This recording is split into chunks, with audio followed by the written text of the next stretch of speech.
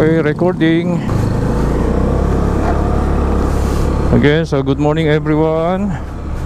Ito si Pastor Mark. Good day everyone. Sa video nito, ang ating po simpleng modification na hindi po mawawasak ang wallet mo. Panoorin po natin, pero bago lahat, introduction muna.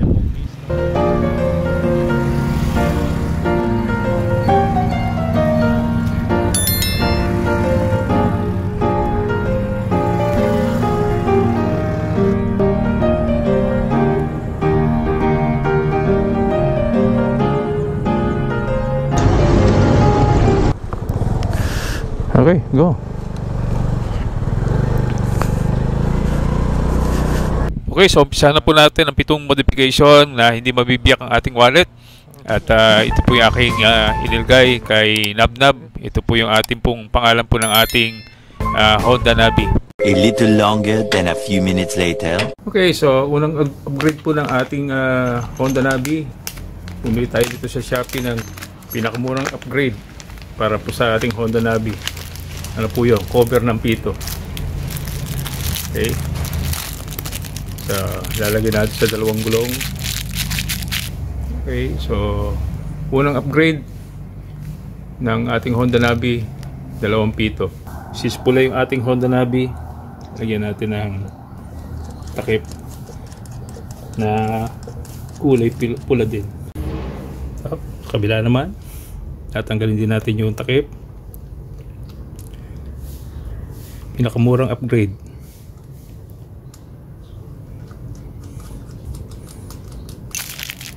Panabit ng bag. Yun. So, lalagay natin doon sa kanyang handlebar. Kakabit natin dito. Hopefully magkasya. Yes. Kalasin natin.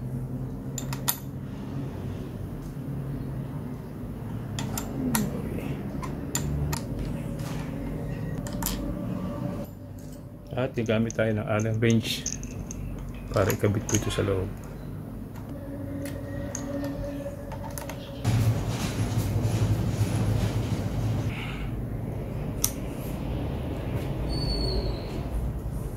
Yun. Bumili tayo ng Borloloy na Honda para po sa atin pong handlebar.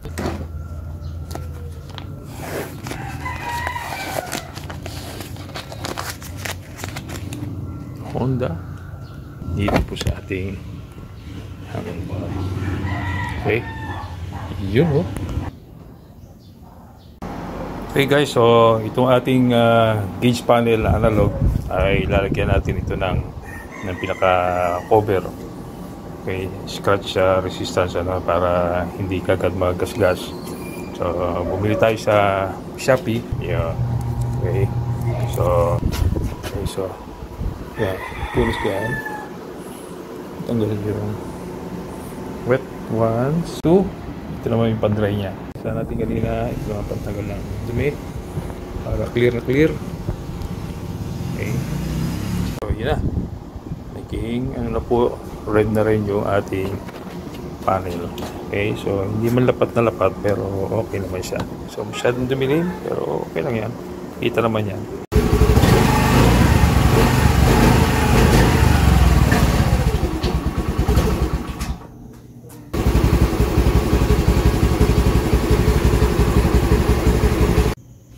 Okay, palimang modification po natin ay yung quad lock para sa cellphone.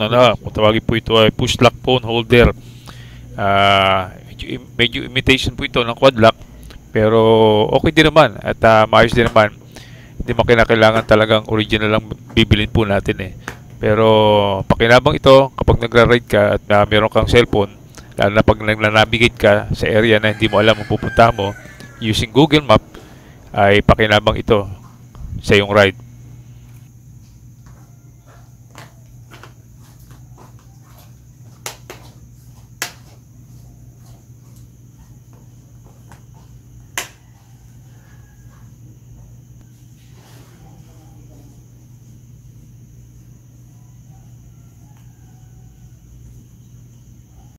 Then number 6 na modification po natin na medyo cheap lang ay ito pong chargeable and remote control mini driving light.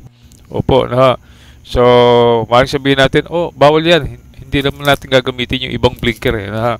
So, once na ginamit mo yan, kinakailangan ay nakafocus lamang. At dalawang kulay lang pwede mong gamitin, yellow and white. So, naiko-control naman siya at na-i-set up siya sa ganung function, hindi nagbi-blink. So, sa gabi, pakinabang dito, lalo sa daanan po natin na medyo madilim. Una, visibility mo sa iyong kasalubong at at the same time, nakakadagdag din ng liwanag sa iyong dadaanan. So, sinubukan po natin sa gabi at pinatay natin ang ilaw para makita natin kung gaano kaliwanag yung kanyang LED. So, hindi naman siya kasilawan kahit tinignan ko sa malayo, hindi siya gaano nakakasilaw. Pero ito yung magdadagdag ng visibility sa iyo, kagaya ng aking nasabi. At ganoon din naman ay makapagdagdag ng liwanag sa dadaanan mo.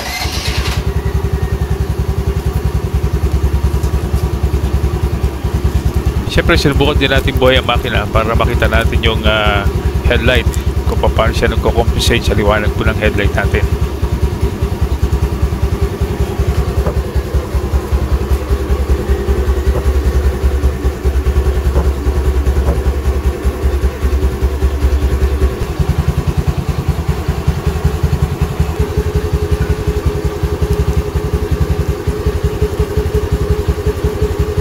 At panghuli po nating modification ay yung paglalagay po natin ng golden chrome mirror car wrap vinyl film.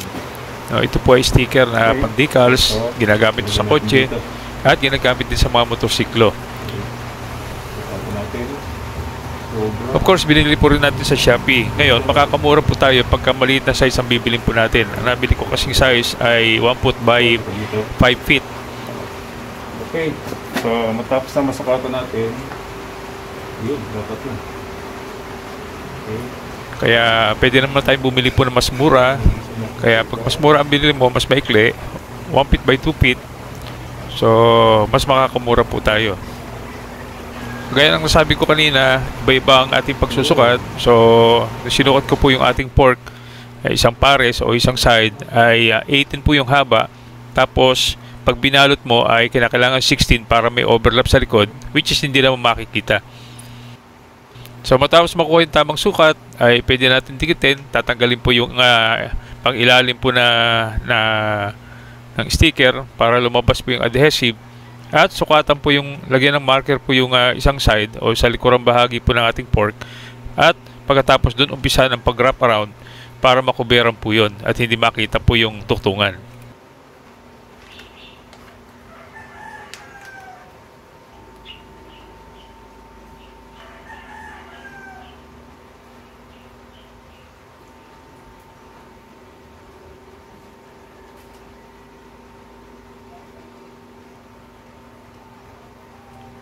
Kailangan din natin ng malinis sa basahan. Kailangan punasan po muna yung surface para kumapit po ng maayos at mawala po yung mga dumi-dumi.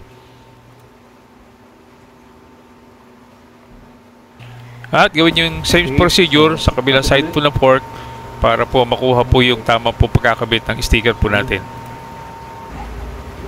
So para lalong makita po natin kung paano dinidikit ay i-zoom in po natin lalo na yung ating pong camera para makita nyo po yung best setup ng pagdidikit po nito.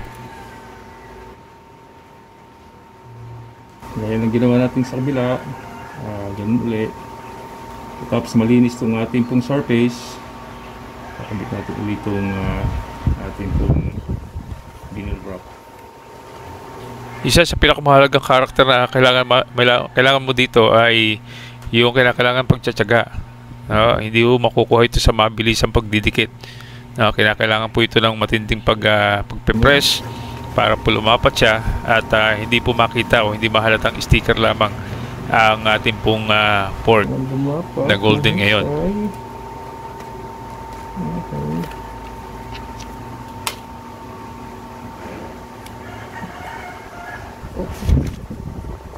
Nakalabas sa konti.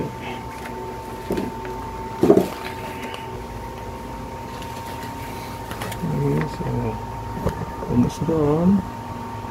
Almost there.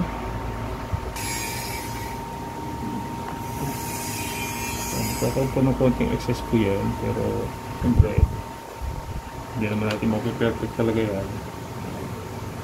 Kung ang hindi dapat yan ay okay. Yes.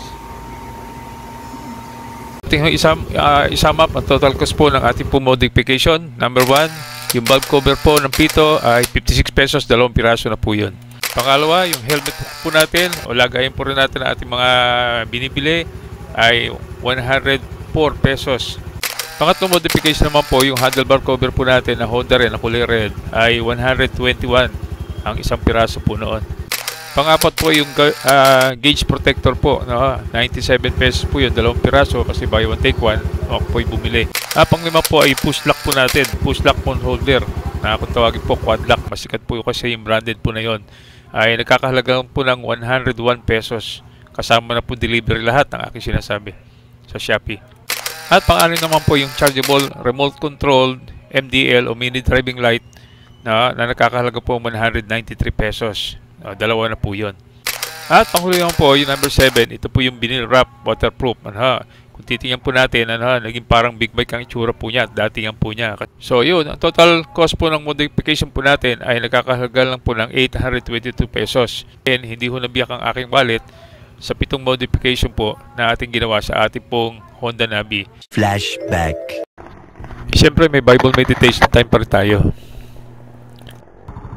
At ang ating verse po ay matatagpuan sa Ephesians chapter 2 verse 10, for we are His workmanship created in Christ Jesus unto good work, which God had before ordained that we should walk in them. Ano yung sabihin po nito?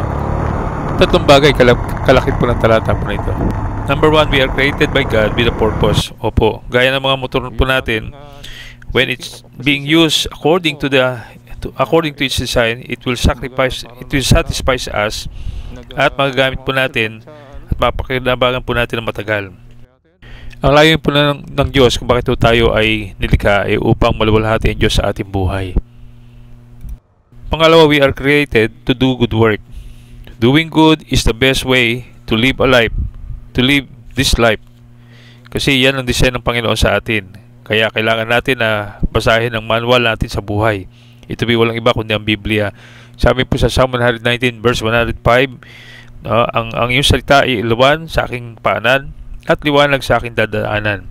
User's manual is very important to learn when purchasing a motorcycle.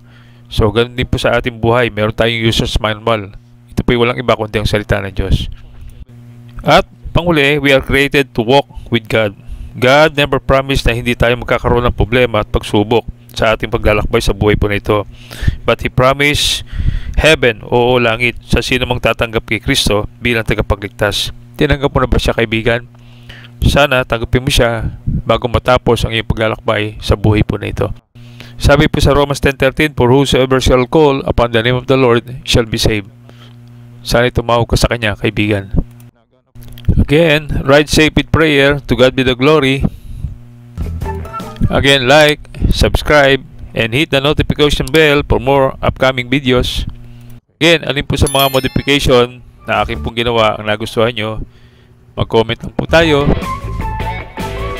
Again, ito ulit si Pastor Matt. Thank you for watching. Paalam.